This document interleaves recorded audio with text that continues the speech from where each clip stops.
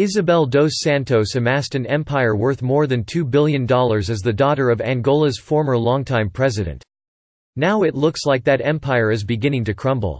On Wednesday, as the Attorney General of Angola held a press conference to provisionally charge Isabel dos Santos with embezzlement and money laundering, according to the BBC, a bank in Portugal where she has been a significant shareholder issued a statement saying that dos Santos' stake is being sold.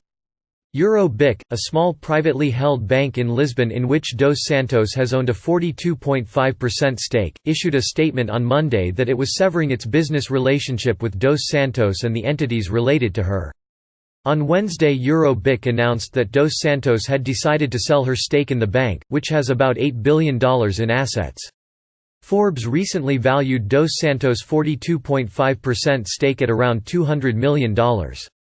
Dos Santos has come under intense scrutiny this past week after a number of media outlets, including The New York Times, the BBC and The Guardian, published articles based on the Luanda leaks, a cache of some 700,000 documents related to Dos Santos' allegedly corrupt business dealings that were released to the International Consortium of Investigative Journalists (ICIJ).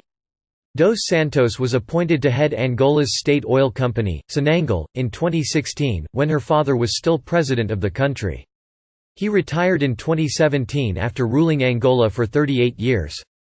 According to an article in The Guardian, while dos Santos was heading up Sonangol, she allegedly arranged for a transfer of $57 million on one day in November 2017 from Sonangol's bank account to a Dubai company, Matter Business Solutions, run by Paula Oliveira, a woman who The Guardian says is apparently a close friend of dos Santos. It turns out that the Sonangol bank account from which the funds were transferred was a BIC account. In its statement severing ties with dos Santos, BIC also said that the payments ordered by Sonangol to Matter Business Solutions respected the legal and regulatory procedures formally applicable, between this bank and Sonangol, namely those related to the prevention of money laundering. The BBC is reporting that an employee of BIC who managed the Sonangol account, Nuno Ribeiro da Cunha, 45, was found dead in Lisbon on Wednesday. A police source told the BBC that everything points to suicide.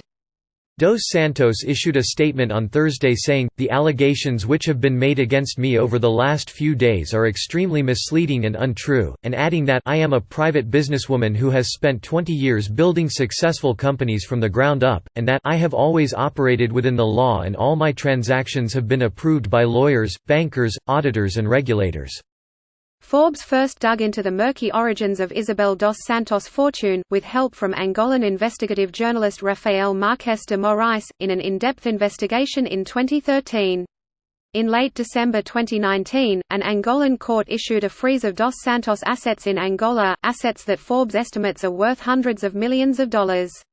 Most of dos Santos' fortune, which Forbes estimates at $2.1 billion, lies in assets held outside of Angola, primarily in Portugal.